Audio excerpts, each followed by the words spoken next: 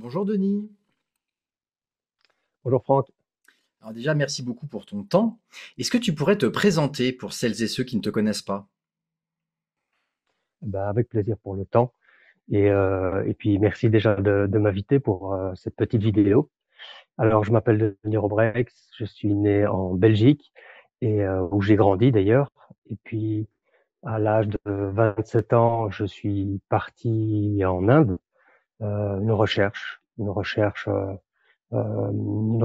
Je voulais pas l'appeler une recherche spirituelle à l'époque. C'était un questionnement, un questionnement. J'avais envie en fait de voir qui j'étais en dehors de mon contexte, et c'était très clair pour moi. Et du coup, je suis parti en Inde, et puis j'ai été très séduit par ce pays, et j'ai fini par y rester une dizaine d'années, où j'ai fait pas mal de recherches justement autour de la méditation, la musique classique, et euh, et puis et puis voilà, ça a été, du coup, l'Inde a été une grande partie de ma vie. Et à un moment, j'ai rencontré ma femme et j'ai arrêté d'habiter en Inde. De temps en temps, je faisais des allers-retours. Il doit y avoir passé 7, 8 ans. Et, et, euh, et je faisais des allers-retours. Et à un moment, j'ai rencontré ma femme et je suis venu habiter ici dans le sud de la France. Voilà, en rapide, en survol. Merci. Avant de poser la deuxième question, est-ce que tu peux nous dire d'ailleurs pourquoi tu as choisi l'Inde? Je me suis demandé, mais alors je me rappelle plus exactement, mais je pense que je dois avoir croisé des gens qui revenaient de là-bas et qui avaient plein de lumière dans les yeux. Ça, c'est probablement une explication. Et aussi, je ne sais pas comment j'avais développé cette idée, mais j'avais l'impression que c'était ce qu'il y avait de plus différent de chez nous. Et moi, je voulais vraiment aller au plus loin possible de mon contexte, ce qui m'a même en Inde poussé à aller très loin. Au départ, je suis arrivé en Inde et très vite, je me suis retrouvé à passer beaucoup de temps avec des Occidentaux aussi, et à retomber un peu dans mes Hmm. systèmes. Et ce qui était super, c'était super, hein, mais ça faisait partie en fait de sortir de mon contexte, mais très vite, voilà, c'était pas suffisant. Et donc j'ai appris l'hindi, j'ai commencé à pouvoir sortir plus des circuits touristiques jusqu'à pouvoir faire même des retraites solitaires assez longues en dehors en fait de tout circuit. Ok, merci. Oui, donc on pourrait dire que c'est un peu l'inspiration des gens qui revenaient avec des étoiles dans les yeux. Et puis, je comprends tout à fait cette idée de sortir complètement Mm. du cadre et du coup d'aller dans un pays qui a pas du tout nos codes et qui ressemble pas à ce qu'on connaît pour vraiment se confronter à qu'est-ce qui se passe quand je suis dans un cadre que je connais pas. Est-ce que tu pourrais nous Voilà, ouais. partager Ouais. deux, trois exemples de pauses conscientes? Donc en gros des moments dans ta vie où tu as eu des prises de conscience, des moments qui ont été un peu formateurs pour toi. Mm. Oui, avec plaisir. Alors, le premier, justement, le déclic qui m'a fait partir en Inde, bah, c'était à une soirée, en fait, et j'étais avec des amis, et j'ai pris deux extasies. Et j'avais jamais pris, en fait, aucune substance. Enfin, si, j'avais déjà fumé des joints et tout ça, mais j'avais jamais pris aucune substance. Et du coup, et je l'ai vraiment fait. Ça faisait des années, ces amis-là, ils en prenaient tout le temps, tout le temps. Moi, je disais non merci, non merci. Et là, ce soir-là, j'avais vraiment envie de voir ce qui se passait. C'était déjà dans cette démarche il y avait déjà une recherche en fait. Et du coup, j'ai pris deux extasies. Alors c'est beaucoup, et je m'étais pas rendu compte que c'était beaucoup. J'avais pris un, il se passait rien, j'en avais pris un deuxième. Et puis en fait, il s'est passé quelque chose qui a été absolument incroyable pour moi. D'abord, euh, j'ai senti de la peur qui montait. Et puis après, juste après la peur, j'ai senti une grande tranquillité. Et il y avait une clarté en moi qui me disait, regarde bien ce qui se passe maintenant, regarde bien ce qui se passe maintenant, parce que c'est vraiment un moment important. Et donc, du coup, en fait, là, j'ai senti, il y avait bah, tout- plein d'amour, hein, d'où le nom, hein, plein d'amour pour tout ce qui m'entourait. Et puis, après, il y a eu deux moments qui ont vraiment été décisifs pour moi. Il y en a un, il était 3 heures du matin dans Liège, ma ville natale. Et là, donc, on marche dans la rue et il y a une voiture de police qui arrive en face, une camionnette de police. Et on est dans une rue très étroite, donc les trottoirs sont tout petits. On a cette grosse camionnette de police qui arrive, on est plein phare. Donc moi, je sais que j'ai pris des extasies, j'ai de l'herbe sur moi, mon copain il a des extasies sur lui. Et là, je vois toute la situation qui se construit. Et en fait, aucune peur. Aucune peur ne monte en moi. Mais vraiment rien. Et ça m'étonne. Ça m'étonne parce que dans ce genre de situation, en fait, je sais que c'est quelque chose qui me ferait très peur, en fait.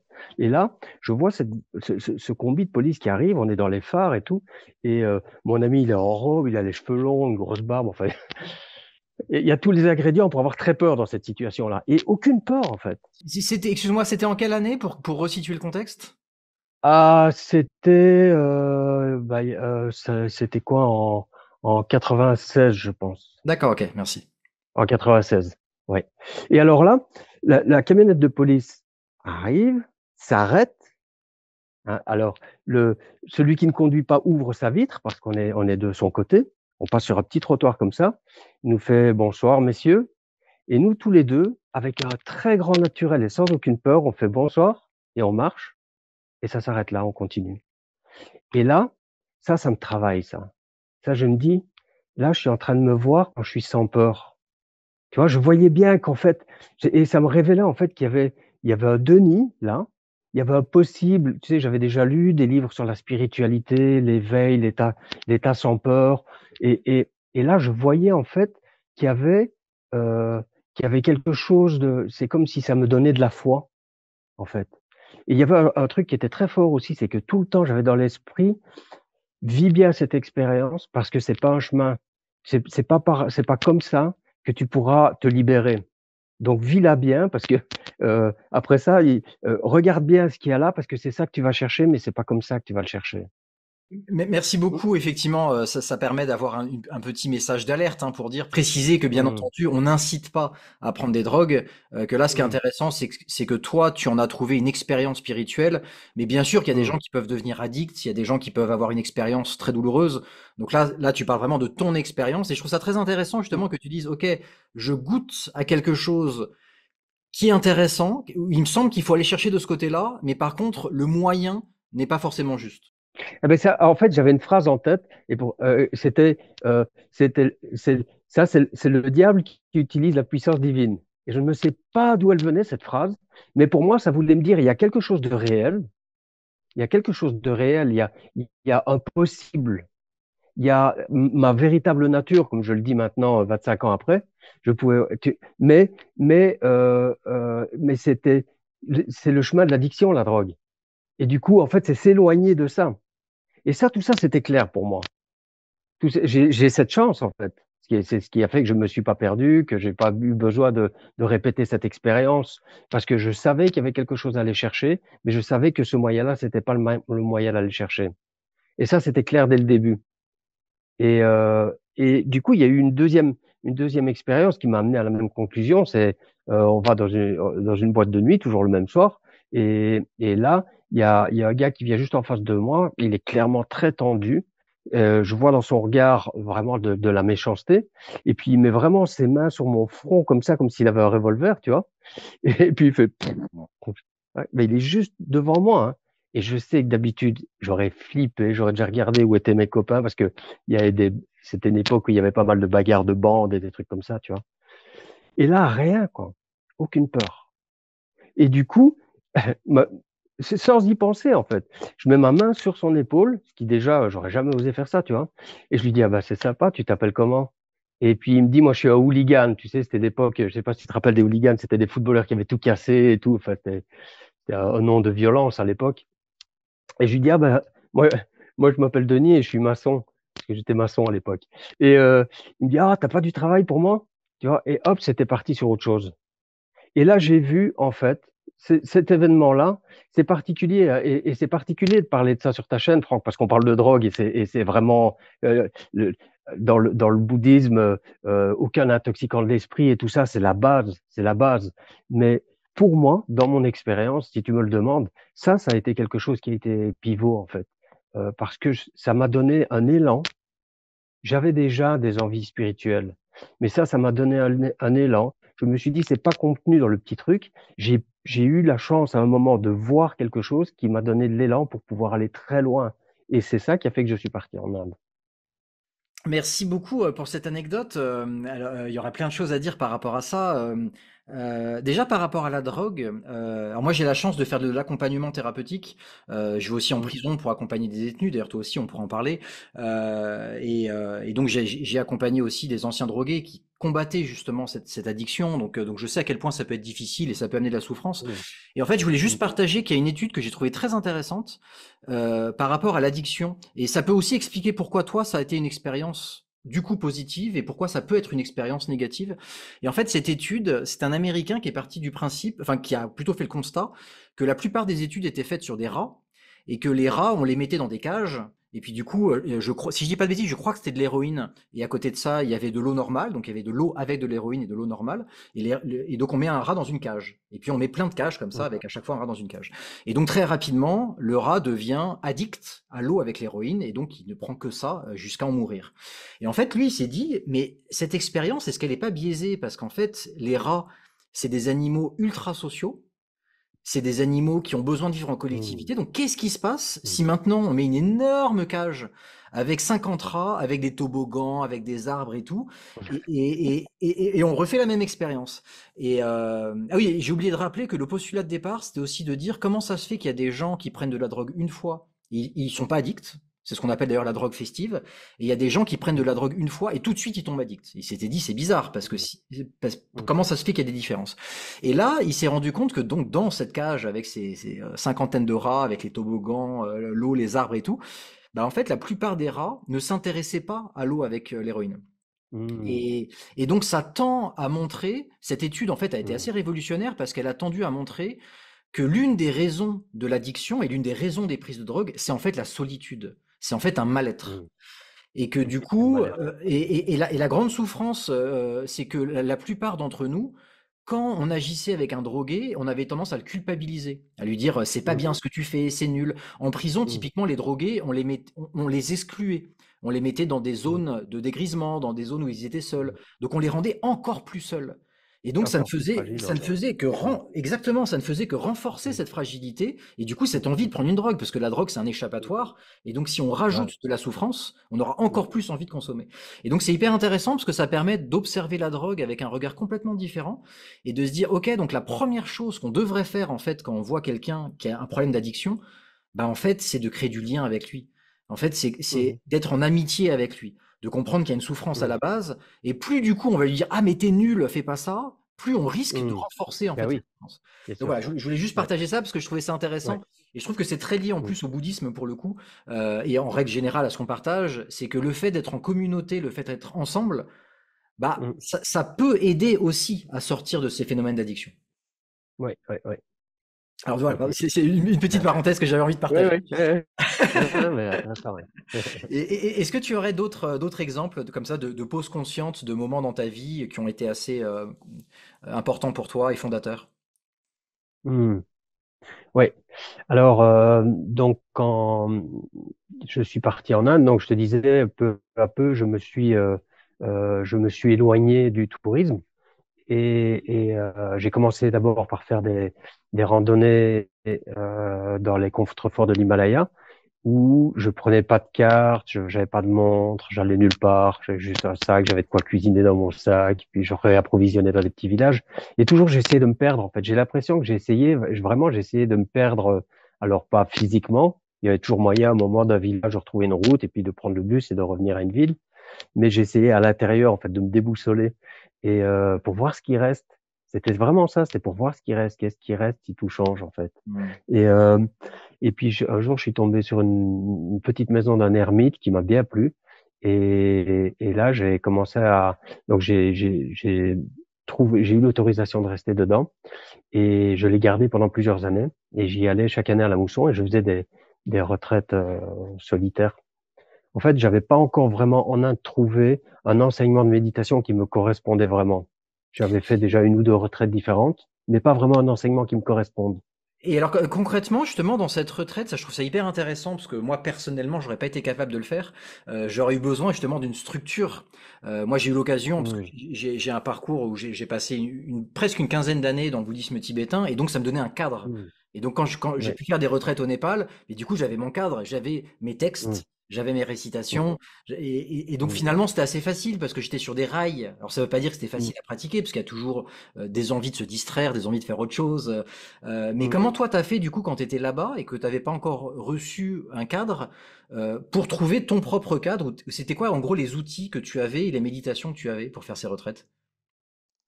Alors, euh, en fait, j'avais déjà une petite pratique de méditation que euh, j'avais fait, comme je te disais, deux, trois retraites, et j'avais déjà fait, avant de partir en Inde, j'avais fait beaucoup de tai chi, donc j'avais déjà un petit peu des outils d'exploration, et puis plus toute ma propre réflexion. Mais en fait, ce que j'ai fait, la retraite la plus longue que j'ai faite, en fait, c'était 5 mois. Donc, j'ai fait 5 mois seul et je ne prenais aucune lecture, aucune musique, aucune distraction. Ouais. Donc, j'avais rien, en fait. J'avais personne à qui parler, j'avais pas de livre, j'avais rien pour me distraire. Tout ce que, au mieux, ce que je pouvais faire, c'était une balade s'il pleuvait pas, mais comme c'était à la mousson, il y avait parfois 3 jours et 3 nuits de pluie. Ah, je suis tombé dans des marasmes, j'allais dans des profondeurs de désespoir à ne plus savoir ce que je faisais là, en fait. Je me Ouais. demandais pourquoi j'étais là. Tu vois, et puis là, chez moi, c'était le 15 août. Le 15 août, c'est la fête en Outre-Meuse, c'est la fête dans mon quartier et tout. Et j'étais là, sous la, ouais, tu vois, je comprenais plus rien. Et puis, après, il suffisait d'une cigale qui chante et j'étais reparti, moi. Enfin, j'avais vraiment des grandes variations. Et je vivais tout ça très, très fort, en fait. Et ça m'a amené énormément, énormément de connaissances de moi. Sans qu'il y ait une pratique spécifique, juste Mhm. cette curiosité, en fait. Et je voyais toutes les émotions qui me traversaient, qui coloraient tous mes espaces intérieurs et qui changeaient très fort. Et j'avais rien pour les fuir. Et même quand je voyais des pensées qui cherchaient, par exemple, à expliquer une émotion, que c'est une émotion universelle, ceci, cela, ou enfin, tu vois, je disais non, je veux pas l'expliquer, en fait, je veux rester avec. Et du coup, j'ai essayé de fermer la porte à toutes ces pensées qui me distrayaient, en fait, de l'observation de ce qui était en train de se passer. Et, euh, et moi, après moi, en fait, ça m'a travaillé. Ça m'a beaucoup transformé. J'ai l'impression, j'ai fait 4 retraites, je pense, comme ça, 4 longues retraites, dans ce même endroit, toujours à la Mousson. Et j'ai l'impression que c'est la moitié de ma vie. Tellement ce qui s'est passé au niveau du temps, de la longueur du temps, enfin de ce processus. Et, et une des nombreuses réalisations que j'ai eues là, c'est la joie des choses simples qui me portent toujours maintenant, en fait. Parce que c'est pas facile, comme on le sait, Franck, c'est pas facile de rester en contact avec la joie des choses simples quand on est matraqué par un monde qui nous propose plein de choses pour être heureux. Je me sens privilégié d'avoir goûté à simplement cette espèce de satisfaction, euh, que, que cet état de plénitude, en fait, on ne pourrait rien rajouter pour que ça soit mieux, juste avoir ma petite cheminée qui fume et une casserole qui bout, par exemple et une petite pile de bois sur le côté, et je me sentais l'homme le plus riche du monde. Je me sentais qu'on ne pouvait rien ajouter de plus. Donc ça a été, ces retraites là ont été, voilà, quand tu dis pause consciente, voilà, ça a été un peu dans la frénésie après toute ma construction d'enfant et de jeune adulte. Ça a été un moment où blâme, tout s'est arrêté et je me suis posé et j'ai observé. Avec pour cela l'ami de feu de bois qui était sur lui, je pense que je serais devenu fou. Mais heureusement, j'avais un feu de bois et du coup, je lui parlais, je prenais soin de lui, j'avais quelqu'un dont je devais m'occuper et lui me nourrissait. Merci, merci pour ce partage. Alors j'ai plein d'images dans la tête, du coup je visualise tout à fait les scènes. Et par rapport aux 5 mois, ça c'est plutôt une question parce que moi, une de mes difficultés c'est la discipline. Et donc je trouve ça très fort, comme je te disais, de pouvoir faire ça sans une structure. Est-ce que tu avais décidé que ça allait durer 5 mois avant d'y aller? Ou est-ce que c'est quand tu étais sur place qu'à un moment, au bout de 5 mois, tu t'es dit, OK, l'expérience se termine, je vais rentrer? Alors, j'avais parlé de cette expérience à un enseignant, Christopher Titmuss, je ne sais pas si tu connais ça, euh, et il m'avait donné un seul conseil quand je lui ai dit que j'allais faire ça. Il m'a dit, ne mets pas de date limite euh, pour ne pas mettre de pression sur l'esprit. Donc, n'impose pas déjà une date limite. Et du coup, si ça a duré 5 mois, c'est parce que les visas en Inde, c'est 6 mois et qu'il faut 15 jours pour aller du Népal jusqu'à à cette maison en repassant par Bénarès et puis les bus et tout ça. Voilà. Et donc, je suis arrivé 15 jours après mon nouveau visa et je suis reparti 15 jours avant qu'il termine pour avoir le temps de ressortir au Népal. Et sinon, je pense que je serais resté encore plus longtemps. Mais je pense que c'était bien que je parte aussi.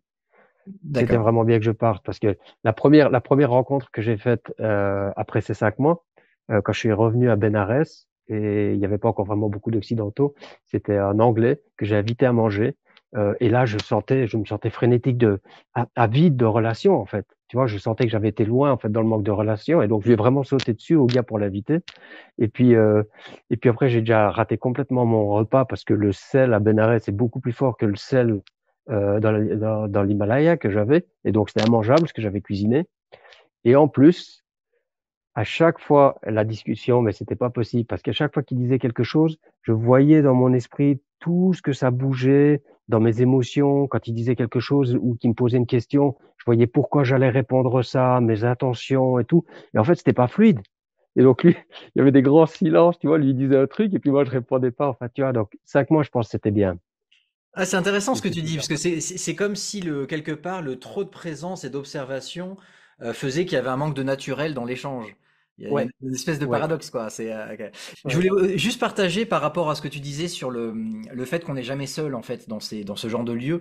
Moi, il y a une anecdote comme ça où une de mes retraites, ça a été 8 jours pendant la période de Noël, où j'étais dans un ermitage au Népal. C'est à côté de l'ermitage de Mathieu Ricard, à côté donc à côté de Katmandou. Et c'est un lieu qui est assez magique. C'est un lieu. Et en plus, je trouvais ça rigolo de lire le bouquin de Mathieu à côté de là où il l'avait écrit. Donc voilà, il y avait plein de Ah symboliques. ouais. Et donc j'étais seul là-bas et j'avais fait exprès de choisir un moment où il n'y avait pas de moine autour, parce que sinon il y a d'autres moments, Mm. il y a des moines qui peuvent te faire à manger et tout. Et moi j'avais fait exprès d'être dans un lieu vraiment où je voulais être seul complètement. Et en fait, ce qui était drôle, c'est que alors, pour le coup à l'époque j'avais quelqu'un que j'appelais un maître tibétain. Et en fait, il m'avait recommandé de pratiquer 8 heures par jour pendant les 8 jours et de pratiquer Tonglen, cette fameuse pratique où tu inspires la souffrance de l'autre et tu souffles tout l'amour qui est en toi, toute la bonté qui est en toi. Et donc je faisais ça 8 heures par jour et donc ça a été une pratique assez Ah, belle. Et il y a un moment qui était assez fort. Alors déjà en termes de solitude, c'était drôle parce que dès qu'il y avait un petit rayon de soleil, je sortais pour prendre un peu le soleil, parce que comme toi, il y avait beaucoup de pluie. mm. Et là, tout d'un coup, il y a un chien sauvage qui arrivait et qui se posait pile poil, qui s'asseyait en fait sur mon livret de pratique. Donc du coup, je pouvais plus pratiquer. Alors je le poussais et en même temps, je voulais pas le pousser parce que je trouvais ça touchant. Enfin voilà, tous Mm. les matins, je prenais les araignées qui étaient rentrées pendant la nuit avec un verre et je les mettais à l'extérieur. Et quand il Mm. pleuvait, je m'en voulais. Quand il pleuvait, je me disais, ah mince, les pauvres, elles sont à l'extérieur. Et la dernière anecdote qui était pour moi folle, c'est un moment, j'étais malade, parce qu'à force de boire des soupes lyophilisées, tu vois, des trucs que j'avais achetés, Mm. parce que j'avais pas de légumes ni rien, j'avais acheté que des trucs faciles à faire pour me cuisiner. Et donc à un moment, j'étais malade et j'avais un mal de ventre, mais incroyable. Et vers 2 3 heures du matin, je me lève et j'ai un mal de ventre horrible. Et j'utilise une petite bougie pour m'éclairer. Et en gros, bah, je suis sur les toilettes. Et là, vraiment, je me tords de douleur. Et j'ouvre les yeux et je vois que par terre, il y a un petit cloporte, un tout petit insecte. Et là, très naturellement, je me mets à respirer, à faire Tonglen avec lui. Et je fais. Et je me dis, ah, ça doit être horrible d'être un cloporte. C'est terrible quand même la vie d'un cloporte. Je me mets à faire Mm. Tonglen. Et là, il y a un moment de prise de conscience et je me dis, attends, Franck, qu'est-ce qui se passe là? Là, t'as mal au ventre. Et en fait, tu te rends compte que faire Tonglen avec le cloporte, en fait, tu te sens mieux. Et du coup, j'explose de Mm. rire. Mm. Une espèce de Mm. joie naïve de me dire, ah ouais, d'accord, c'est Mhm. Mhm. vraiment efficace parce que si ça marche avec un cloporte. Et je trouvais ça très beau de Mm. voir que naturellement, tu as un regard sur ton environnement qui change, qui est finalement Ouais. plein de compassion, plein de tendresse. Tu vois, la tendresse que j'avais pour les araignées que j'avais mis dehors et du coup, je culpabilisais. Et donc voilà, Mm. pour rebondir sur ce que tu disais sur ce truc de solitude où en fait, alors qu'on est dans un monde ultra interconnecté et que les gens se sentent seuls, bah, dans Mm. ce genre de lieu, en fait, on se sent connecté. C'est un peu le paradoxe que je trouve très. Mm. Ouais, ouais, ouais. Mhm. Et est-ce que tu aurais Ouais. une autre anecdote, un autre exemple comme ça de pause Ah consciente? ben oui, j'en ai plein si tu veux. Vas-y. Euh, alors, j'en ai deux là. Donc, il y en a une, je vais la faire bref, je pense. C'est toujours pendant ces retraites solitaires.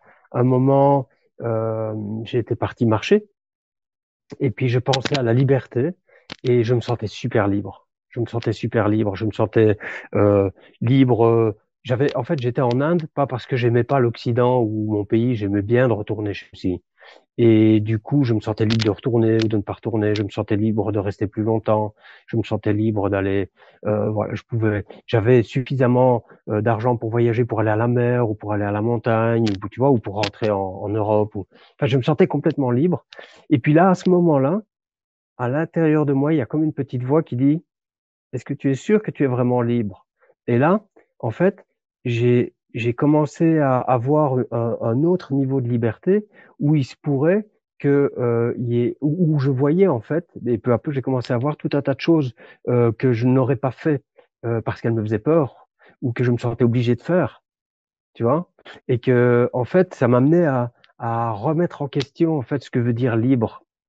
Et ça, c'était le début d'un long questionnement en fait sur qu'est-ce que c'est vraiment la liberté et qui se mélangeait avec ce questionnement déjà de ma nature et de qui je suis vraiment, hein, de la connaissance de soi.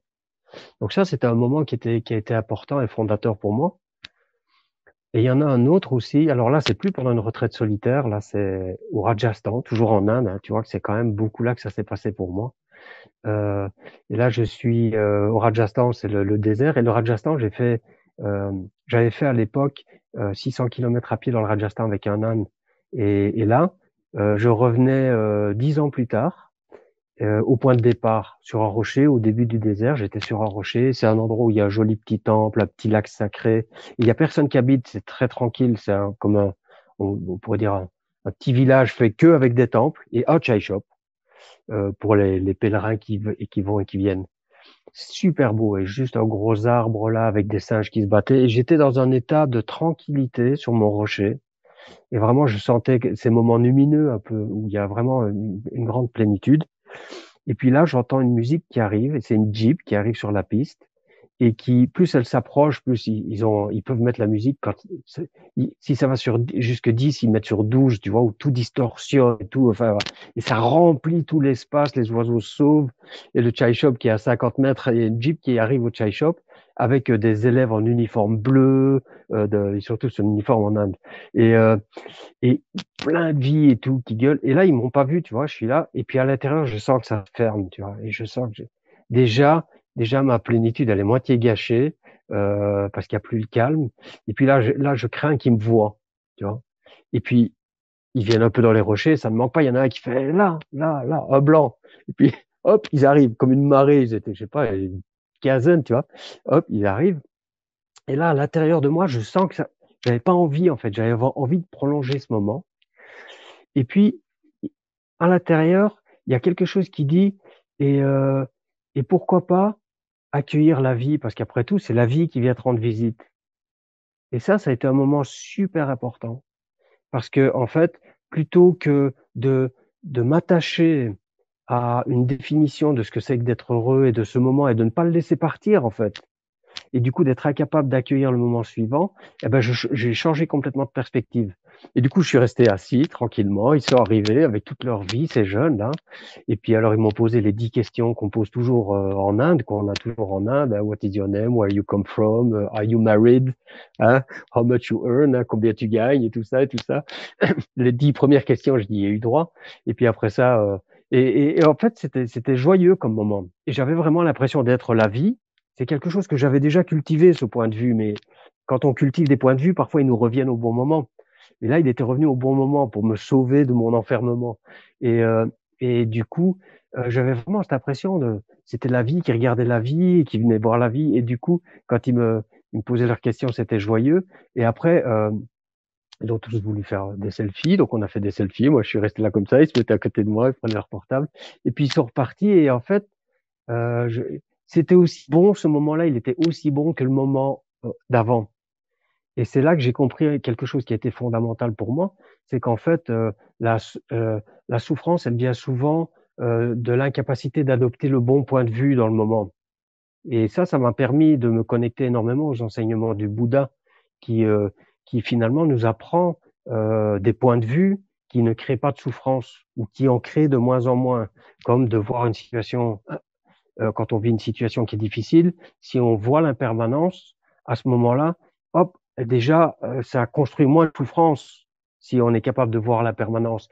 Et puis après, il y a dukkha, hein, si on voit, par exemple, en méditation, je trouve ça très intéressant quand on s'installe, de, de voir que tout ce qui se présente en méditation ne peut pas m'amener ce que je cherche. Rien de ce qui me présente ne peut m'amener ce que je cherche. Donc tout est dukkha dans ce sens-là. Tout est euh, souffrance ou bien on pourrait le traduire comme insatisfaction. Rien n'est satisfaisant. Donc la satisfaction que je cherche dans ma pratique de méditation, je ne peux pas la trouver dans le fait de nourrir une histoire qui va peut-être arranger une situation difficile dans ma vie ou un projet joyeux. Non, c'est pas ça que je cherche. Donc ça, c'est un point de vue, je pense que de ce que je comprends de l'enseignement du Bouddha sur dukkha et anatta, le non-choix qui est un peu le lâcher-prise ultime. C'est des points de vue, si on les cultive, c'est ça que j'ai compris ce moment-là. Si on cultive des points de vue, comme il faut les comprendre déjà, et puis après ça, il faut s'en rappeler, les nourrir dans son esprit, et après, à un moment, on peut voir une situation comme étant impermanente, où on peut voir la vacuité, où on peut voir le non-soi. Et ça, quand on peut ramener ça à notre esprit, du coup, on peut accueillir la vie sans peur et avec une grande ouverture, comme j'ai accueilli ces jeunes à ce moment-là. Et c'est cette compréhension-là qui a été vraiment le point de départ d'une compréhension que pour la méditation, pour moi, à partir de ce moment-là, ça n'était pas juste être dans un moment tranquille et bien connecté au sens, mais c'était aussi, dans la pratique spirituelle, l'étude et la compréhension de ces points de vue, de ces manières de voir proposées par le Bouddha et je me suis beaucoup intéressé à l'hindouisme aussi, et de ces manières de voir en fait qui libèrent. Hmm. Ouais, c'est très important là, ce que tu partages. Merci beaucoup. Parce qu'effectivement, parfois, on a tendance à se dire que être en paix, c'est quelque chose où il y a des petits oiseaux qui chantent, on est en harmonie. Tu sais, c'est comme l'expression de dire je suis aligné avec ce qui se passe. Voilà, tous ces termes-là, et qui Mm, généralement, en fait, quand on les observe de l'extérieur, bah, c'est des gens qui sont en bonne santé, qui vivent un moment agréable. mm, Et donc, en fait, c'est un moment de plaisir qu'ils sont en train de vivre. Ça n'a rien à voir. Et mm, effectivement, toute la difficulté, c'est accueillir les choses difficiles. Et mm. il y a le livre de Jack Cornfield qui est génial là-dessus, c'est Après l'extase, la lessive. La Où il lessive, raconte ouais. ça, que, ok, avoir des moments de Mm, paix, d'extase, c'est bien. mm, Et après, tu vas frotter. Parce que, parce que mm, quand tu vas revenir dans la vie normale, bah, tu vas te confronter aux problèmes, à la maladie, aux mm, déceptions, aux difficultés. Et moi, il y a un mot pour moi qui a été très, très fondateur, c'est le mot avidité. En fait, c'est vraiment l'avidité qui engendre de la souffrance. C'est pas le plaisir qu'on mm, peut avoir à manger mm, du mm, chocolat. mm, C'est l'avidité et un autre mot aussi, c'est la croyance que c'est en satisfaisant mon ego que je serai heureux.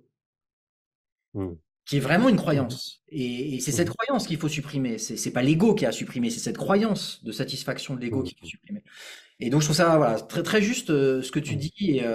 Et après, effectivement, voilà, il y a les notions d'équanimité, du coup, d'arriver à rester en paix. ouais. Qu'il y ait quelque chose qui engendre de l'avidité, ne pas tomber dans l'avidité, et qu'il y ait quelque chose qui développe de la Mm, répulsion, ne pas tomber dans la répulsion, mais rester paisible, quoi mm, qu'il fasse. Et tout mm, l'entraînement, en fait, est là. Il y a parfois ouais. une grande incompréhension, et je pense que l'une des raisons de cette incompréhension, c'est que souvent le bouddhisme, l'hindouisme et la plupart de ces spiritualités ou de ces philosophies sont arrivées comme des produits de consommation. Et Mm, du coup, les gens se sont dit, tiens, il y a une technique, si j'utilise cette technique, je vais être heureux, mais heureux dans le sens du plaisir. Et c'est là où il y a un énorme mm, décalage, en fait. C'est pas du tout cette ouais, invitation. ouais, ouais, C'est pour ça que maintenant, je fais beaucoup de ouais. liens aujourd'hui avec le stoïcisme. Parce que finalement, je trouve que le stoïcisme, c'est Mm, vraiment cette idée de accueillir ce que le ciel nous envoie. Alors, c'est très poétique, hein, c'est très imagé. Mais voilà, la vie m'envoie des difficultés. Et ma responsabilité, c'est mm, comment je réagis par rapport à ces difficultés. Et mm, ma liberté se trouve dans ma réaction, en fait. C'est vraiment une exactement. invitation qui est très Mm, différente. Ouais. mm, ouais, ouais, ouais, ouais. Mm, mm. Bah, merci beaucoup pour ces partages. Et alors, Oui, du avec coup, plaisir. en fait, ce qui est bien, c'est que déjà avec ce que tu as commencé à dire, ça me permet de mieux comprendre la suite finalement de tes projets. Quand est-ce que ça a eu lieu pour toi l'envie de créer Dharma Nature? Mais quand je suis revenu d'Inde et qu'il était clair que j'allais habiter ici, donc alors, j'habite dans le sud de la France maintenant, et euh, c'est un endroit où je viens depuis que je suis tout petit, et c'est là que j'ai fondé une famille. C'était clair pour moi que je changeais de vie.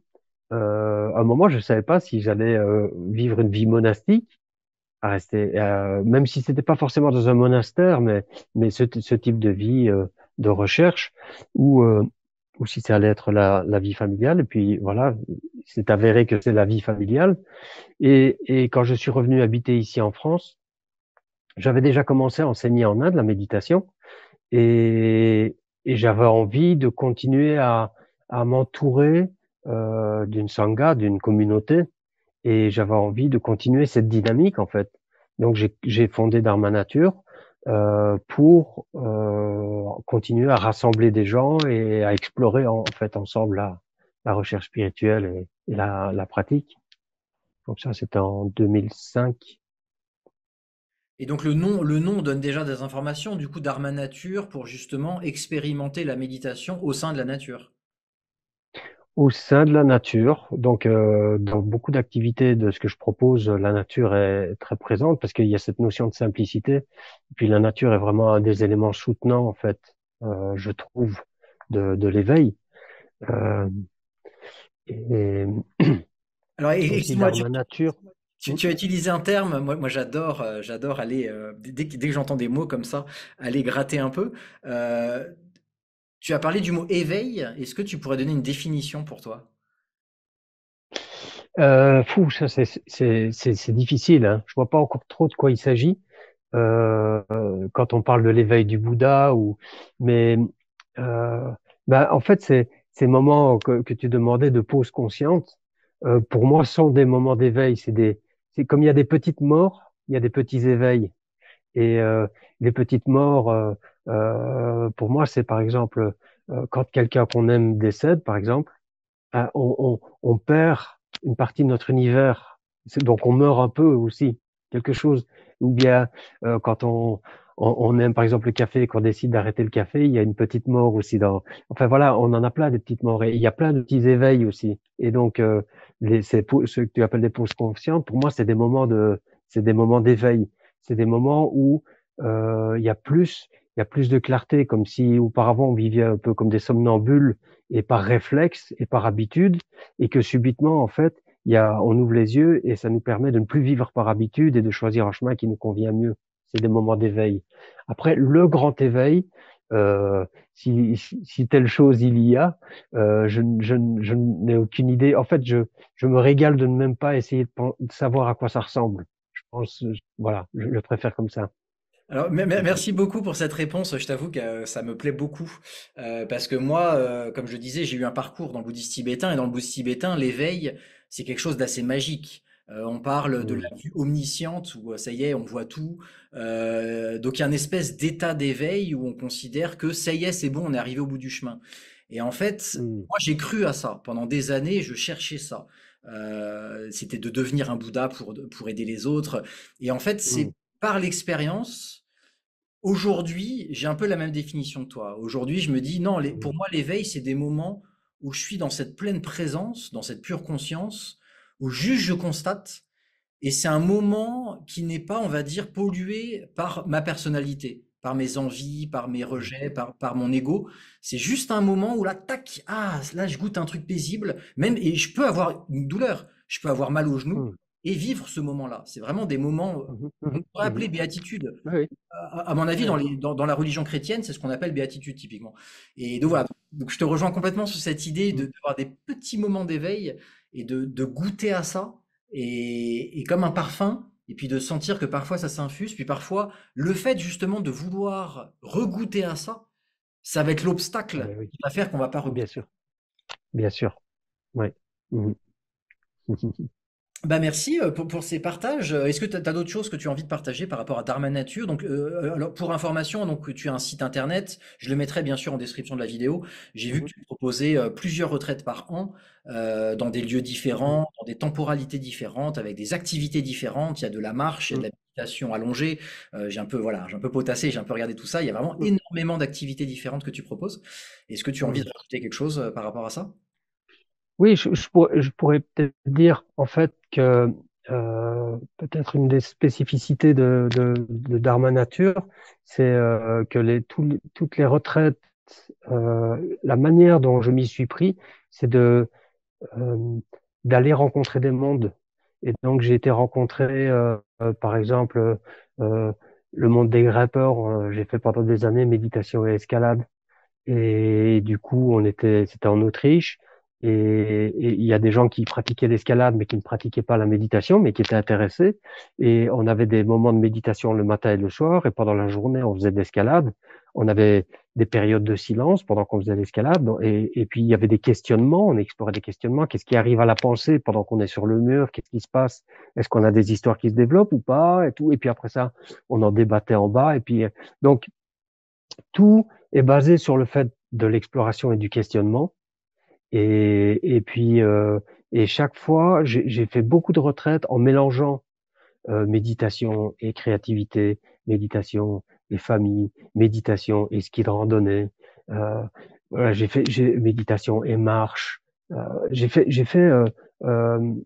En fait, je me suis rendu compte que la méditation, il y a plein de gens qui ont une idée de la méditation, qui disent ça c'est pas pour moi, ou c'est trop compliqué, ou j'y arriverai jamais, et tout ça, et qui en fait déjà dans leur activité connaissent et ont des compétences en méditation sans qu'ils le sachent parce qu'ils n'ont pas reconnu, parce qu'ils ne l'ont pas nommé, et du coup d'aller à la rencontre de ces mondes-là et de dire regardez en fait là déjà il y a une atmosphère méditative, il y a une attitude méditative. Et puis après ça, de là, démarrer de là, en fait, de cette rencontre, et aller vers une méditation plus immobile, les yeux fermés, introspection et tout ça. Enfin, et après, c'est immense, hein, le monde de la méditation est immense, mais je veux dire, amener dans des mondes où ça existe déjà. Voilà, et créer cette rencontre. Ça a vraiment été. Donc, avec Dharma Nature, on fait de temps en temps des retraites complètement silencieuses. Euh, euh, mais je veux dire, plutôt, il y a beaucoup de retraites silencieuses, mais on fait de temps en temps des retraites où ce n'est que de la méditation. Il y a beaucoup de méditation. Mais sinon, il y a beaucoup de retraites qui sont proposées, méditation et exploration de l'alimentation, par exemple. Voilà, où on mange en conscience et on essaie de voir pourquoi on va vers la nourriture. Alors, il y a des thèmes comme ça. Merci, merci pour ces ajouts qui sont très importants. Je trouve, moi, il y a une phrase d'un maître que j'avais bien aimé qui disait, la vraie méditation commence quand on se lève du coussin.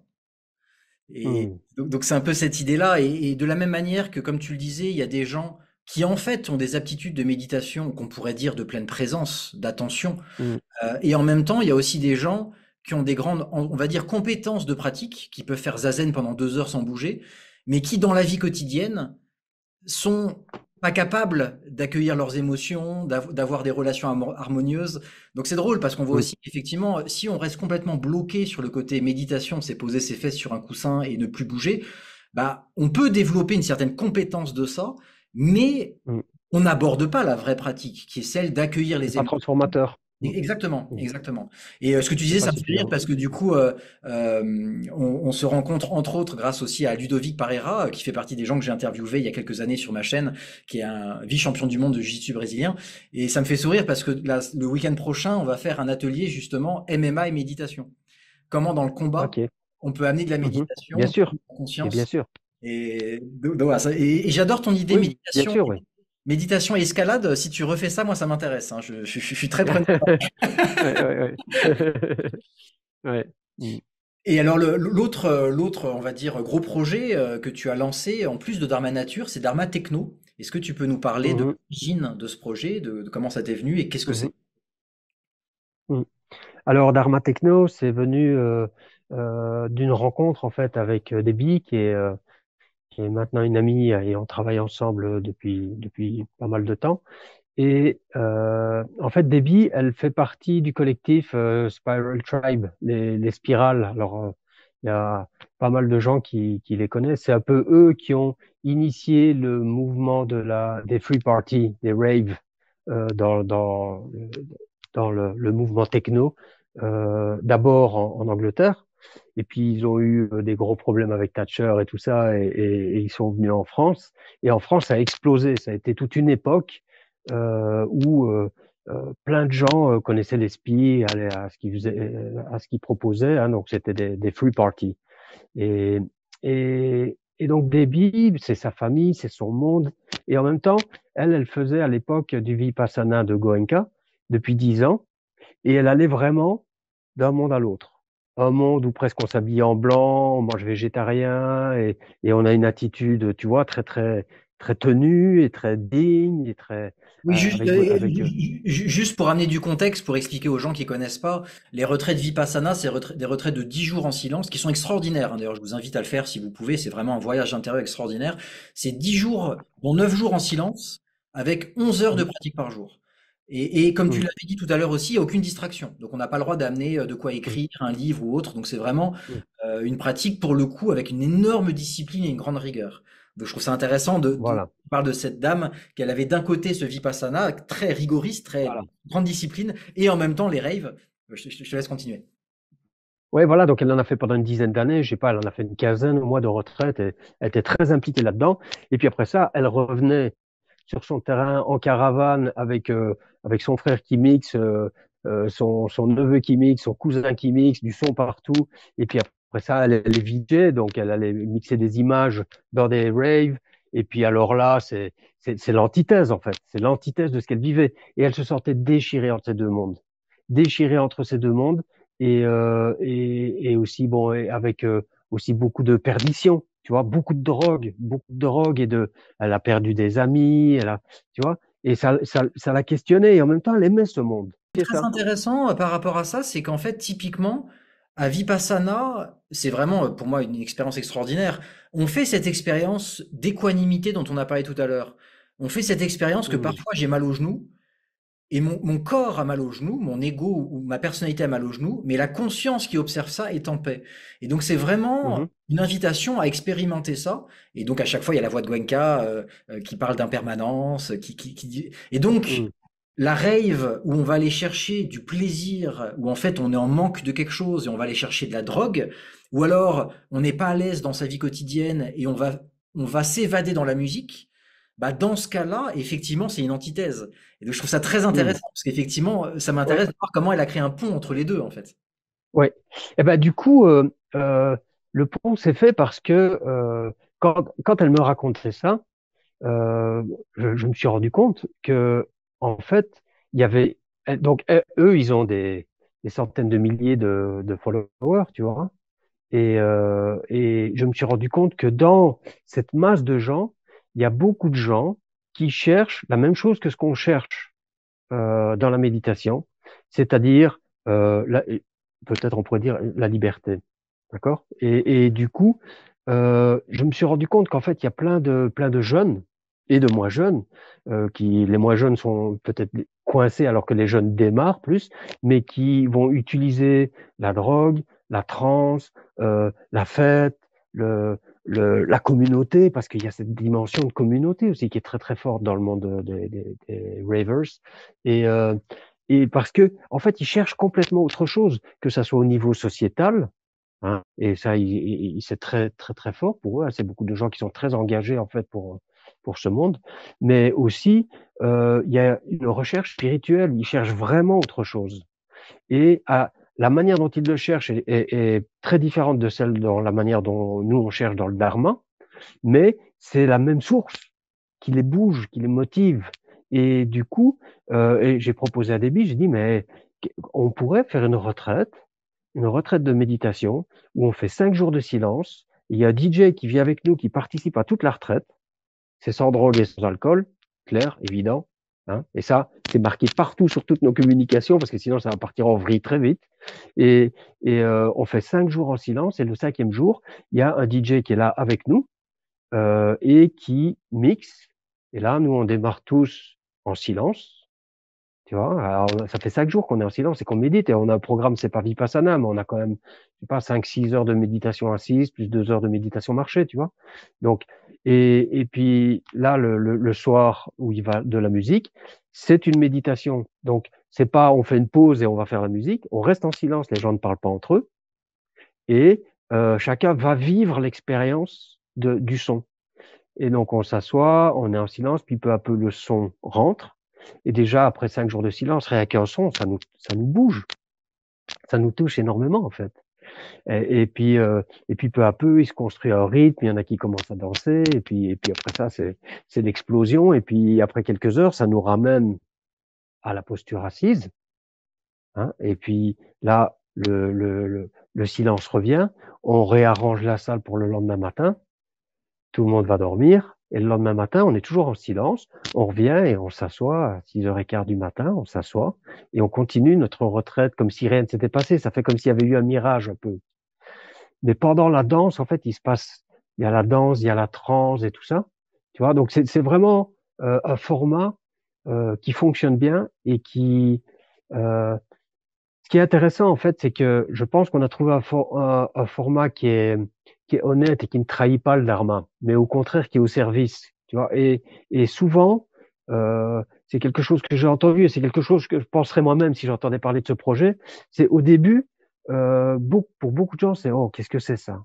Tu vois? Est-ce que c'est un truc un peu ledge? Est-ce que c'est une manière un petit peu ésotérique vite fait là comme ça de faire un truc où on met le mot méditation et on ramène des gens? Est-ce que tu vois? Euh, et mais en fait, quand tu vois, ça paraît antinomique, mais ça l'est pas du tout. Ça se marie très très bien. Et il y a une énergie et une authenticité dans le cercle final, par exemple, où tous les participants vraiment, tu sens qu'ils sont touchés. Comme moi, je me rappelle que j'ai été touché à ma première retraite de méditation et comment ça a changé ma vie en fait. Un autre moment pause consciente, ce serait ma première retraite de méditation. Comment ça a ouvert en fait un monde de possibles et que c'est presque une nouvelle dimension dans ma vie, la méditation. Et bien là, dans le cercle, après chaque retraite, on en a fait 14 des retraites son silence et danse de Dharma Techno. Eh ben, à chaque cercle, mais à chaque cercle, euh, on entend les gens comment ils sont profondément touchés, ne serait-ce que d'avoir pu. Il y en a plein qui disent c'est mon meilleur dance floor de toute ma vie et sans drogue et sans alcool. J'hallucine, tu vois. Et il y a une sensation de liberté, donc on touche vraiment quelque chose de fondamental. Et du coup, on a décliné ce concept en festival. Et là, on va faire notre 4e festival en août. Et là, on a une école de cirque avec 50 enfants. Donc, il y a 50 enfants qui participent au festival et qui, du coup, font du cirque pendant que nous, on a des périodes de silence. Tu vois, avec les adultes, on a 2 fois 3 heures de période de silence avec de la méditation, des enseignements. Pendant ce temps-là, il y a une école de cirque. Et voilà, c'est extrêmement vivant, en fait, comme Dharma. Tu vois, je pense qu'avec Dharma Nature, ce qu'on a fait, on est très loin des monastères et c'est une envie d'incarner la méditation dans nos vies, tu vois. Pourquoi pas faire un festival avec 4 heures de musique le soir et de la méditation, mais de la méditation authentique, pas du truc un peu New Age ou, enfin, il y a plein de trucs bien aussi New Age, mais je veux dire pas un truc superficiel. C'est vraiment un truc où il y a une réflexion qui est vraiment engagée sur la pratique de la méditation, la recherche spirituelle, l'engagement dans notre monde, très important aussi. Donc ces thèmes-là sont pas du tout édulcorés. Ils sont bien là comme dans une retraite, mais après ça, hop, on fait aussi le soir, il y a la musique, on danse ensemble, et tout le festival est bien sûr sans drogue et sans alcool. Donc, c'est beau Dharma Techno, c'est beau ce qui s'y passe. Ouais. Merci beaucoup pour ce partage. Je partagerai d'ailleurs il y a une petite vidéo qui présente ça que j'ai pu voir avant de faire cette interview, qui présente Dharma Techno et moi je t'avoue j'ai très envie de tester et ça me fait rire parce on en avait parlé en off. Moi typiquement Dharma Techno à l'époque où j'étais à fond à bouddhiste tibétain, je pense que j'aurais détesté. Parce que justement, j'avais Ouais. vraiment ce truc de non, mais il faut qu'il y ait un maître, il faut que ça soit une tradition, c'est n'importe quoi. Enfin, voilà, j'avais vraiment toute cette rigidité qui faisait que j'avais tendance à rejeter tout ce qui n'était pas Hmm. traditionnel. Et aujourd'hui, au contraire, en voyant la vidéo, j'ai très envie de participer. Je trouve ça génial aussi ce que tu partageais sur les jours Hmm. de silence et après laisser la musique apparaître dans le silence finalement. Euh, Hmm. et pour moi, il y a un mot Hmm. d'ailleurs que je sens pendant toute la discussion qu'on a ensemble, tu vois, c'est la joie. C'est le Hmm. mot joie. Et en fait, moi, aujourd'hui, après, on va dire 15-20 ans de pratique et d'expériences diverses, c'est devenu une de mes boussoles. C'est Hmm. que ça soit quand je fais Vipassana, que ça soit qu'importe dans le zen ou n'importe où. Ok, la personne qui me parle, est-ce que je sens qu'il y a de la joie derrière? Est-ce que je sens qu'il y a une sorte de légèreté et de joie? Et pour Hmm. moi, on peut vite se prendre trop au sérieux en fait quand on parle de dharma, quand Ouais. on parle d'enseignement. Hmm. Donc d'un côté, c'est la joie, et en même temps, je te rejoins aussi, c'est garder une sorte de pureté, pas dans un sens Hmm. trop rigide, mais ne pas tomber non plus dans n'importe quoi. Parce que pour le coup, moi, je suis Voilà. très critique Ouais. du mouvement New Age, Ouais. je suis très Hmm. critique de comment ça a été dévoyé, tous les mouvements Hmm. pseudo-tantriques, où en Hmm. fait, il y a justement des abus, il y a des phénomènes d'emprise, il y a des phénomènes sectaires, Ouais. Ouais. il y a aussi de l'autoconviction, on va dire. On l'a vu aussi dans la santé, où il y a des gens qui commencent à dire, moi, j'ai pas besoin d'aller voir un médecin parce que je médite. Tu vois, enfin, t'as des trucs parfois. Moi, Hmm. j'entends des choses, mais j'hallucine complètement. Ouais. Ouais. Et donc, en Ouais. fait, il y a vraiment un équilibre à trouver. Et ce qui me touche énormément dans ton parcours et là, dans les deux projets que tu as fait, c'est que j'ai vraiment le sentiment, alors c'est pour ça que ça me donne envie d'y aller, justement, pour expérimenter ça à mon tour.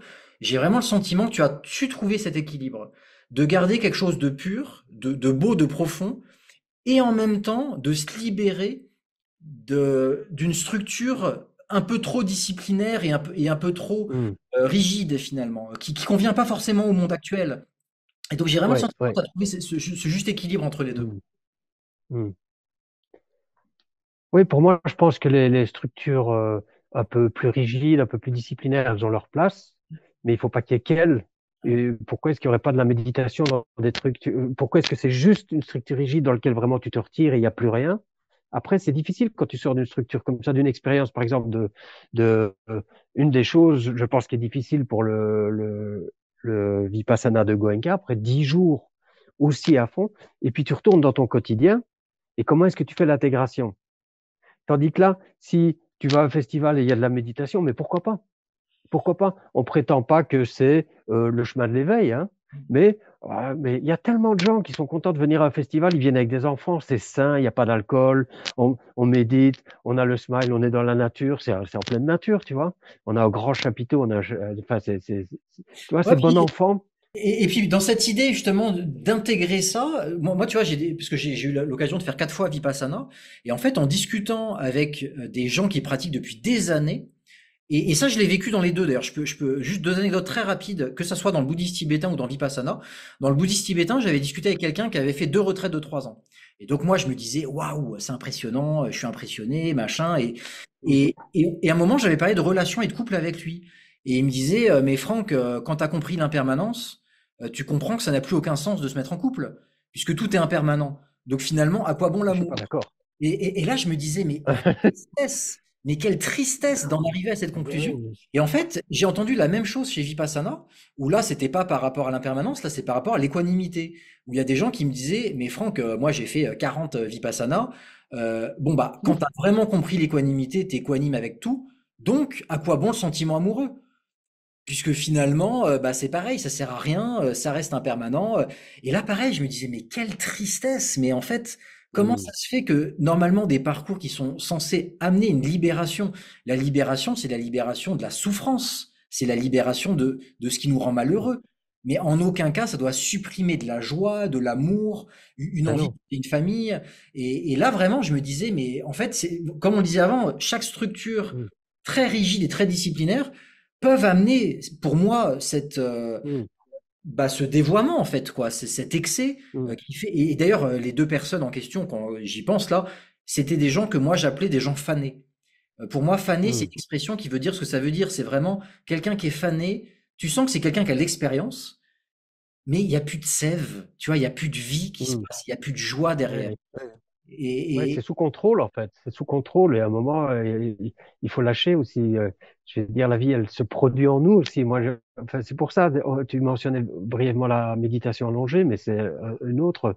J'ai passé la moitié de ma, de ma vie de méditant allongé. Je médite autant allongé que assis parce que c'est une position de confiance aussi où tu lâches, tu lâches, tu lâches, tu vois. Parce que parfois en méditation, on contrôle, on contrôle, on contrôle, on contrôle, tu vois. Et puis si tu fais que ça, en fait, tu contrôles tout comme on disait quand j'ai rencontré cet Anglais là et que je voyais toutes mes pensées, que je choisissais, tu vois. Et puis tu deviens assez Big Brother, tu vois. La pleine conscience à un moment des pensées, des émotions et tout ça. Et puis du coup, tu décides d'être plus équanime comme ceci, de voir la permanence comme cela. En fait, ça peut devenir même un ego trip, tu vois, où tu es full control, tu vois. C'est marrant parce que pour l'anecdote, quand il y a des interviews sur Dharma Techno et qu'il y a des billes donc qui vient du monde de la rave, euh, elle dit, ah ben, pour nous, Dharma Techno, c'est aussi une manière de proposer aux gens qui connaissent, qui sont dans le monde de la fête et tout ça, de venir voir la méditation, de venir goûter à la méditation. Et moi, ce que je dis, c'est, ah oui, mais l'inverse aussi. C'est une manière pour les gens qui sont à fond dans le monde de la méditation, parce que parfois c'est trop sérieux. C'est trop sérieux, il faut lâcher, les gars, faut se lâcher aussi. Et du coup, c'est de voir que on peut être vraiment authentique et engagé sur un chemin spirituel et de méditation, et puis savoir faire la fête. Et Dharma Techno, c'est ça aussi. On a des moments où on se lâche et on fait vraiment la fête. Et du coup, c'est d'offrir cette possibilité-là dans le monde de la méditation, en fait. C'est une des visions de ce merci, projet. merci beaucoup pour ce partage. Et alors, ce que j'adore dans ton histoire, c'est qu'en plus, bah, la boucle est bouclée. Parce que tu disais au début que tu avais un moment de confiance grâce à l'extasie et tu avais vécu une expérience Mm, spirituelle. Et là, finalement, moi, je retrouve cette confiance dont tu parles dans la danse, dans le fait d'être entouré de mm, gens et dans la présence. mm. Donc, finalement, tu peux proposer aux gens maintenant des expériences de ce type, mais sans l'extasie. Voilà. Mhm. Ouais, Et ouais. la petite, pour le partage, un truc qui m'a fait rire, c'est que quand j'ai découvert ça, moi je viens beaucoup du milieu du métal. Moi j'adore le métal. Et d'ailleurs en faisant un travail thérapeutique, je me suis rendu compte que les concerts de métal, c'était les seuls lieux dans ma vie où je pouvais hurler. Je pouvais vraiment prendre toute la rage qu'il y avait dans mes Mm. et faire des ah, c'est vraiment ce hurlement, mais qui est très animal en fait. Et j'ai compris Ouais, ouais. pourquoi j'aimais du coup ces lieux-là, parce que dans ta vie quotidienne, bah, c'est compliqué de faire ça, tu vois, dans une ville et tout, Mm. de voilà. Donc pour la blague, et moi, peut-être qu'un jour je créerai Dharma Metal Ouais, voilà, ouais. et qu'on Ouais, pourrait finir dans un pogo, mais un pogo bienveillant. ouais, voilà. Il y a déjà Dharma Punk. Tu connais Dharma Punk? Ah non, bah, j'irai regarder. Ouais. Ah ben, il faut que tu le lises. Dharma Punks avec un X. Ok, C'est Noah Levine, le fils de Stephen Levine. ok. Je sais pas si tu vois Stephen Levine, des enseignants d'époque de Jack Cornfield aussi qui ont voyagé. Et du coup, lis-le Dharma Punk. Voilà. C'est très intéressant aussi. Ça va te plaire, ouais. Ouais, ouais. Mhm. Alors merci beaucoup pour tous ces partages. Moi vraiment, ça me réjouit et je t'avoue, je vais essayer Avec plaisir, avec plaisir. cet été ou bien Dharma Nature ou bien Dharma Techno, mais j'ai très envie d'aller goûter à ça et j'ai eu plein d'échos en plus très positifs de gens qu'on connaît mutuellement qui m'ont parlé de toi, donc ça me donne très envie de partager un peu tout ça. Ouais, Euh, super. Ben, ça sera plaisir. Ça sera plaisir de te voir. Est-ce que tu pourrais nous partager une petite méditation, peut-être 5 minutes, Mhm. une méditation qui toi t'accompagne au quotidien ou quelque chose que tu aurais envie de partager aux gens? Ouais, ouais. Alors, j'hésite parce que j'ai envie d'en partager plusieurs. Euh, et du coup, euh, je vais prendre juste 2 minutes pour en présenter, en introduire une, et puis après ça, je vais la conduire. En fait, c'est une méditation. Bon, 5 minutes, Franck, c'est chaud, hein, mais Non, c'est une tu peux prendre méditation. 10 minutes, hein. C'était plus pour toi, parce que je Ok. vois que l'heure avance, mais on peut prendre Ah 10 oui, minutes. non, non, moi ça va, Super. j'ai du temps. Non, en fait, ce que je voudrais, une chose qui est très importante pour moi dans ma pratique, c'est de voir comment, quand on change de point de vue, on en a parlé tout à l'heure, hein, quand j'ai parlé des enfants qui arrivent et que j'ai dit, ah ben c'est la vie qui rencontre la vie, et du coup, ça m'a permis de lâcher ce à quoi je m'étais agrippé. Et du coup, pour moi, c'est essentiel ça dans la pratique de la méditation. Et je pense, c'est comme ça que je comprends beaucoup l'enseignement du Bouddha aussi, c'est comment on arrive à saisir un point de vue qui construit moins de souffrance, c'est-à-dire moins de saisie, à prendre un point de vue qui construit moins de souffrance. Et, et je pense que c'est tout le temps dans notre fonctionnement que parfois on voit une situation avec les mauvaises lunettes, on n'a pas le bon point de vue et ça construit de la souffrance. Par exemple, si on a un point de vue égocentrique, ça construit beaucoup plus de souffrance que si on a un point de vue généreux, par exemple, sur la même situation. Et parfois, on a les deux en nous. Et parfois, on est sur un, parfois on est sur l'autre. Et des points de vue, il y en a plein, des manières de voir les choses. Et ici, j'aimerais bien guider une petite méditation basée sur la respiration, mais où je vais amener 2 ou 3 points de vue pour voir si, alors 5-10 minutes, c'est un peu chaud pour ressentir vraiment, mais le but, en fait, de cette méditation, c'est vraiment de ressentir qu'en en regardant la même chose d'une façon différente, on fait une expérience différente. Et ça, je pense que c'est super important de le comprendre, d'en faire l'expérience, parce que ça ouvre la porte à adopter des nouveaux points de vue et à les appliquer dans notre quotidien pour vivre moins de tensions et construire moins de souffrance pour nous et pour les autres. Donc ça, c'est voilà une petite méditation sur le changement de point de vue. Ok, installez-vous confortablement. Vous pouvez être assis, allongé.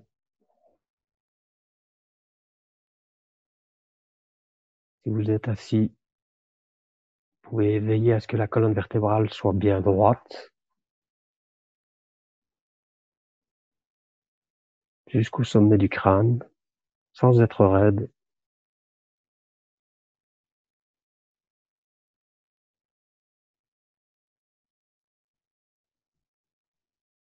Détendre le visage, le tour des yeux, les mâchoires. Relâcher les épaules.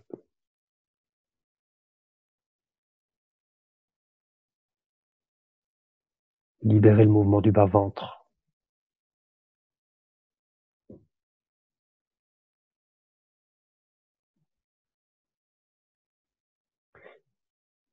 On peut prendre le temps de décider consciemment de vraiment s'engager dans cette méditation. De ne pas laisser filer les 5-10 minutes qu'on a ensemble, et de vraiment essayer de réveiller l'envie qu'on a d'être là, d'être présent.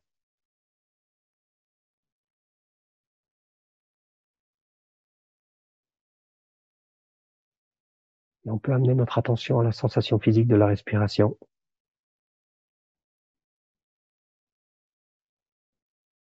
Et sentir tout l'inspire et sentir tout l'expire.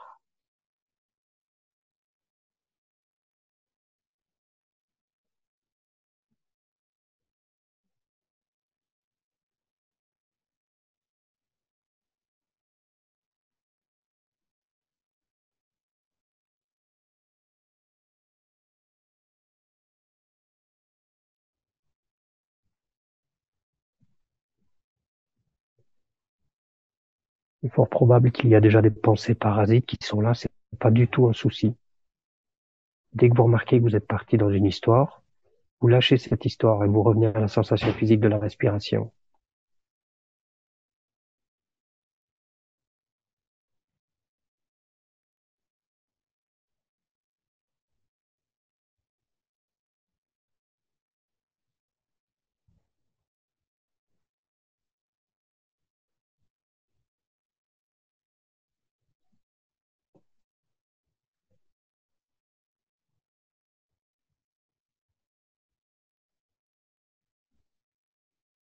Vous essayez de voir le début de l'inspire et tout l'inspire et la fin de l'inspire. Puis le début de l'expire et tout l'expire et la fin de l'expire.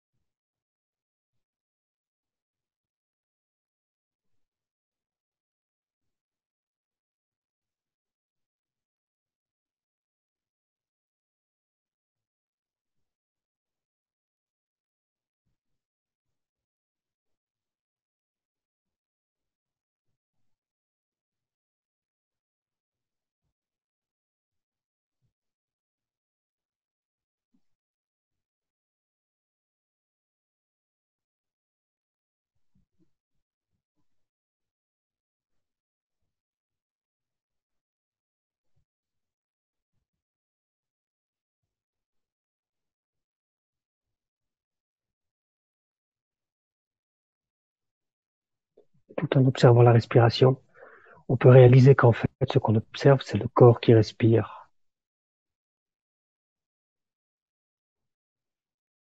On sent tout l'inspire, on sent tout l'expire. Et ce n'est pas moi qui respire, c'est le corps qui respire. Et je l'observe.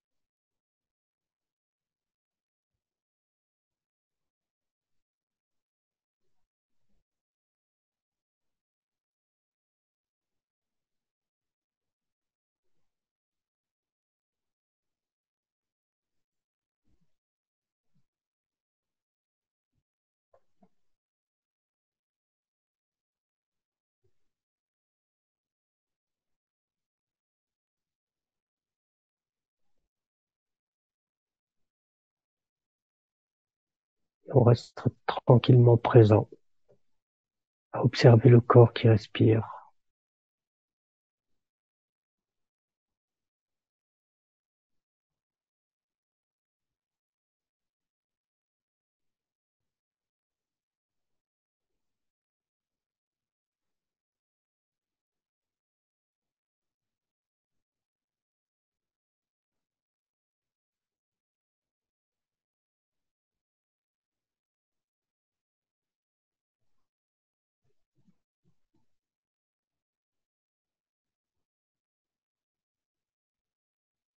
Si vous remarquez que vous êtes distrait, c'est pas la peine d'en faire toute une histoire. Il suffit de lâcher la distraction et de revenir avec douceur et fermeté. Observez le corps qui respire là où il en est.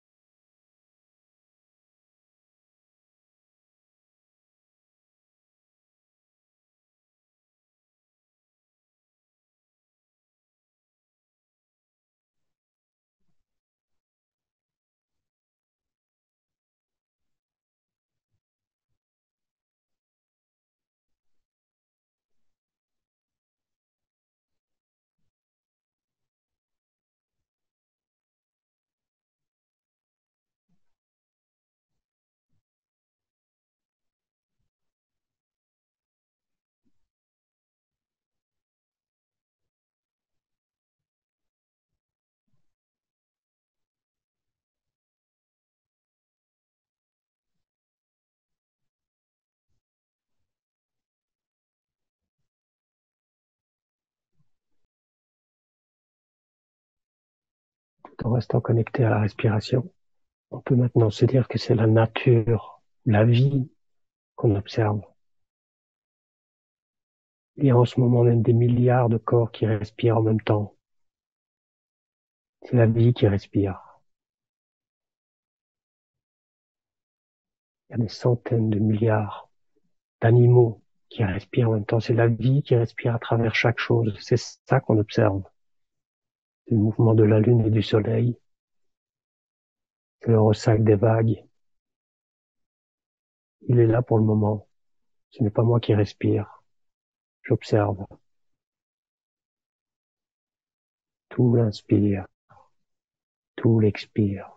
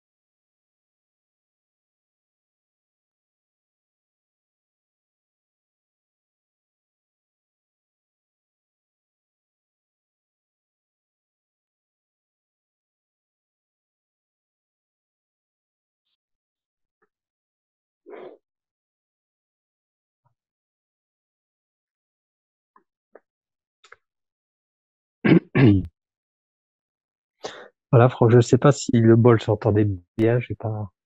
Merci Denis pour cette belle pratique que j'aime beaucoup avec ces regards différents, effectivement, comme tu le disais. Le bol, en fait, ne s'est pas entendu pour la bonne raison que dans Zoom, il y a une fonctionnalité qui coupe tous Hmm, les bruits qui sont autres que des voix. Et donc, en fait, ok. j'aurais dû modifier les paramètres. C'est ce qui s'appelle son d'origine pour les musiciens. Pareil qu'on Ah fait. oui, ok. Et donc voilà. Mais Tu remettras un bol. voilà, on entendait un tout petit peu quand même un peu la vibration, mais du coup c'était un peu étouffé par Zoom. Voilà, tu remettras un bol dessus dans ton mix. Hmm. Bah, merci beaucoup en tout cas, merci pour ce partage. J'aime beaucoup cette idée de dire que c'est pas nous qui respirons, c'est la vie en nous qui respire et la Ouais, conscience observe ce mouvement. ouais. Et tu vois, vraiment, ça pour moi, ce qui est précieux, donc là, on en fait l'expérience à travers une petite méditation, mais après ça, c'est de voir, par exemple, euh, c'est très, ça change de perspective. Par exemple, moi, si je m'assois pour un enseignement et parfois il y a de la pression, alors j'en ai moins maintenant, mais je me rappelle quand j'ai commencé, il y avait énormément de pression. Et puis, je me demandais, mais qui je suis, moi, pour parler, qu'est-ce que je vais dire et tout ça. Surtout que j'ai pas autant le soutien d'une tradition, puisque j'ai pas vraiment grandi dans une tradition et tout ça. Et, euh, et puis, il y avait des fois où je reprenais cette perspective de finalement, j'ai l'impression que ça s'est fait, que j'ai été en Inde, j'ai l'impression que c'est comme si c'était pas vraiment des décisions, mais que c'était ce qui s'était produit, ce qui est très fort la perspective hindoue d'ailleurs, hein, où ils voient les choses qui se font plutôt que nous qui faisons les choses. Et, et du coup, j'en venais à me dire, mais en fait, si je suis là, c'est pas juste de mon fait et moi qui l'ai décidé, mais c'est la vie qui m'a mis là aussi. Et, ça me relâche. Tu Mm. comprends? En fait, je vois la même situation autrement et ça crée moins de souffrance. Et du coup, c'est plus efficace. Et pour moi, ça, dans le bouddhisme, le Bouddha, quand il parle de la compréhension juste, alors, on verra, il faudrait demander à Mathieu ce qu'il en pense, mais pour moi, la compréhension juste, c'est pas juste une compréhension qui est ultimement juste, c'est une compréhension qui ne construit pas de souffrance. Quand tu arrives à trouver une compréhension dans une situation qui est fructueuse, qui ouvre le cœur, qui permet de diminuer la peur, qui permet de se connecter à l'autre, de se sentir à l'aise, c'est une compréhension juste de la situation. Et, et du coup, c'est beau comme manière de voir parce que on peut développer des compréhensions du coup qui fonctionnent dans certaines situations et les ramener. Complètement. Et par rapport à ce que tu dis là, je rebondis sur par exemple l'interview que j'avais eue avec François Bourgognon, qui est un expert en thérapie ACT. Dans la thérapie ACT, ce qui va finalement rendre heureux, c'est ce qui a du sens. Donc c'est quelles sont les Mm, actions que tu poses qui ont du sens. Et donc le but n'est pas de rechercher le plaisir, parce que le plaisir, comme l'ont dit toutes les spiritualités, bah en fait il y a un moment où ça crée de la dépendance, ça crée de la frustration, mais c'est plutôt de se poser la question de qu'est-ce qui a du sens. Et j'aime bien ce mot mm, que tu as utilisé, que moi j'utilise beaucoup aussi, c'est poser ce qui est juste. Qu'est-ce qui est mm, juste? Et dans quelque chose qui est juste, il peut y avoir de la colère, il peut y avoir de la souffrance, il peut y avoir une mm, difficulté, mais tu mm, poses un acte juste. Et finalement, il y a cette question de, c'est pas moi qui prends cette décision, ça me semble juste par rapport à la vie, en fait. mm. Il y a quelque chose qui nous dépasse finalement. Et Oui, voilà, oui. C'est juste parce que ça ne construit pas de souffrance Pour moi, c'est vraiment ça. C'est pas juste parce qu'on pourrait en débattre devant la planète entière et que toutes les civilisations à toutes les époques devraient être d'accord que ça c'est juste et le reste c'est faux.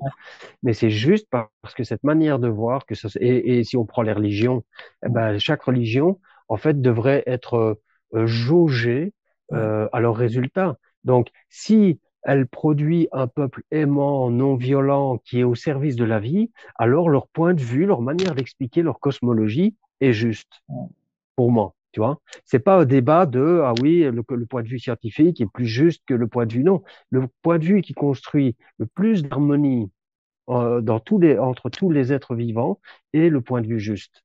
Hmm. C'est pas ontologique. Ouais, tout à fait. C'est pas un débat, tu vois, sur la nature de la réalité. C'est vraiment la compréhension juste, c'est la compréhension qui ne construit pas de souffrance. Et la plus belle des compréhensions pour moi, de toutes celles que j'ai rencontrées, je suis pas, je me suis pas, je suis pas, comment dire, je suis pas bouddhiste ou je suis pas resté dans le bouddhisme. J'ai visité le bouddhisme, je me suis inspiré en fait. Mais la plus belle des compréhensions qui construit le moins de souffrance que j'ai rencontrées, c'est la vacuité et le non-choix qui est la vacuité du soi en fait. Parce que celle-là, quand on arrive à voir le monde comme ça, il n'y a plus de tension. Il y a plus, même la peur de la mort disparaît. Tout, tout peu à peu disparaît. Et donc cette compréhension, elle est à chérir et à comprendre pour pouvoir la ramener dans l'expérience quand elle est nécessaire. Mais pas tout le temps. Parce que sinon, on en arrive à du nihilisme où on voit tout le temps toutes les choses comme vacuité. Pas tout le temps. Merci beaucoup. Et pour Bah, il moi, y a beaucoup à en dire, hein. C'est vraiment un survol oui, et puis là, on part dans des débats un peu grossier. philosophiques. Moi, je t'avoue qu'aujourd'hui, moi, le résumé, en tout cas, que je propose, c'est d'arriver à honorer notre vie en tant que mammifère, parce que nous sommes des mammifères, Mhm, faits de chair et de sang, mhm, et honorer notre vie du côté spirituel. Et pour moi, en fait, c'est les mhm, deux. C'est mhm, honorer mhm, ces deux parties de nous. mhm, Ça, et c'est trouver un équilibre entre les deux. Et effectivement, parfois, on en a parlé tout à l'heure, il y a des gens qui vont partir faire des retraites parce qu'ils veulent fuir le monde. Et donc mhm. ils veulent devenir moines, mais en fait, c'est pas qu'ils veulent devenir moines, c'est qu'ils veulent éviter la souffrance d'être en couple, Voilà. de la souffrance d'avoir des enfants. Donc c'est pas juste. Mhm, Et il y a des gens qui sont que dans la partie, on va dire, mammifère, euh, mhm, et, et du coup qui sont que dans justement l'appréhension, la mhm, souffrance, l'avidité, la répulsion. Donc en fait, pour moi, c'est un équilibre entre les deux. Et je voulais juste rajouter un petit truc par rapport à ce que tu disais sur ce qui semble juste, c'est ce qui n'amène pas de souffrance. Moi, j'aurais tendance à dire, c'est ce qui ne crée pas une souffrance inutile. mhm, Parce qu'en fait, de la souffrance, il y en a forcément. mhm, Il y en aura un moment ou un autre.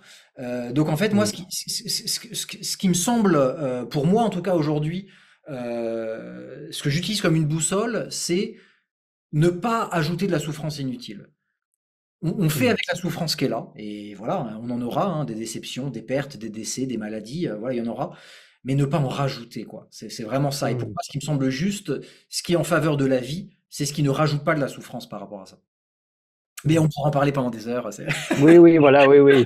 Entre rajouter et créer, il y a beaucoup de subtilités dans des Ouais. discussions en 2 minutes comme ça, des Ouais. subtilités qui nous échappent, bien sûr. Mais en tout cas, bon, voilà, il y a des thèmes, là.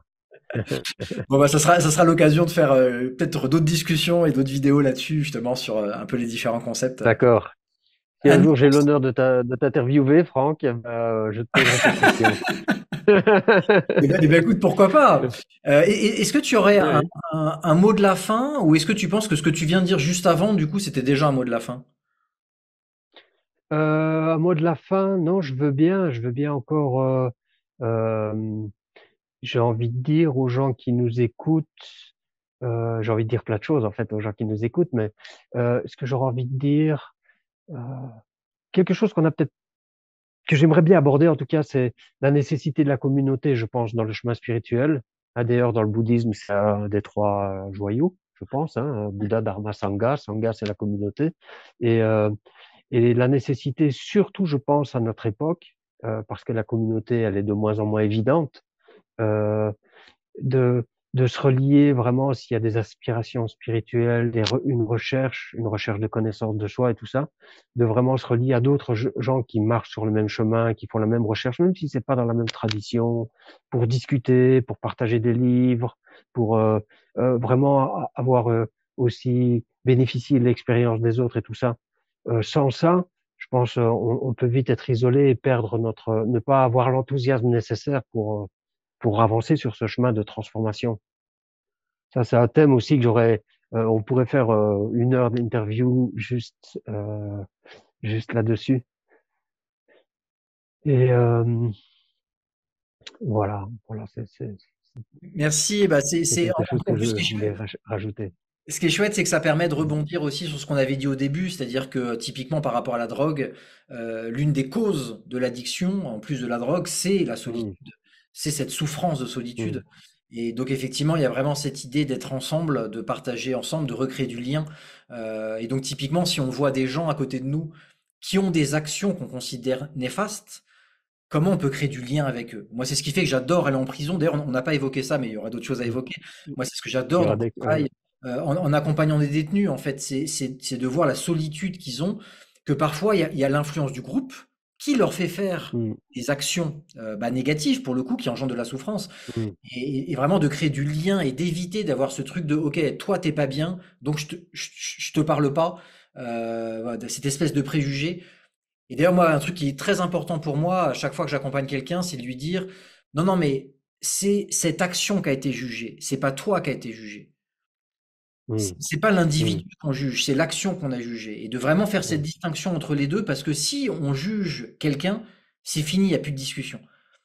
Si on mm, se dit, toi, tu es comme ça, tu es un criminel, tu es un drogué, tu es ci, tu es ça, bah, c'est fini. La personne, elle va cristalliser son individualité, sa croyance sur cette action.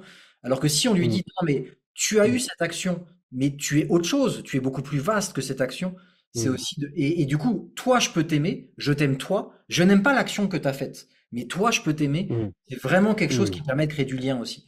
Et donc, pour moi, voilà, mm. pour rebondir sur ce que tu disais sur le lien et l'importance du lien, et d'aller au-delà des apparences parfois et d'actions qui ont pu être négatives pour recréer du lien avec des gens qui sont en souffrance, quoi. Ouais. Bon, bah écoute, un Mm. grand merci pour tous ces échanges. Je vais regarder mon emploi du temps pour voir cet été là à quoi je pourrais participer parmi toutes les Ah activités. ouais, bah oui, ce serait sympa de te voir. Il y a des chouettes trucs là cet été. Ouais. Un Ouais, grand merci, ouais. Denis. Un grand merci pour ton temps et pour tous ces échanges. Et à très bientôt. Avec plaisir. Ouais, merci pour ton invitation, Franck. Avec grand plaisir. Et merci pour le travail que tu fais aussi, c'est chouette.